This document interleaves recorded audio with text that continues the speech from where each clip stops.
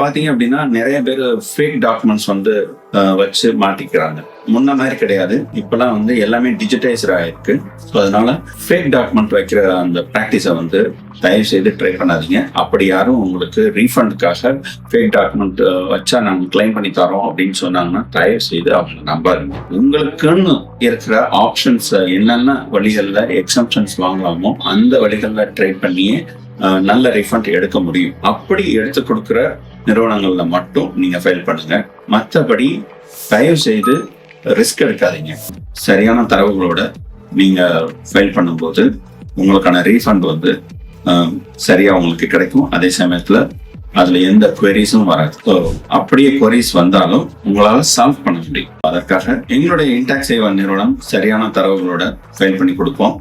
உங்களுக்கு எந்த குவரிஸும் வராது. உங்களுக்கு சரியான ரீஃபண்ட் அமௌண்ட் என்ன உண்டோ அது உங்களுக்கு கிளைம் பண்ணி தருவோம்.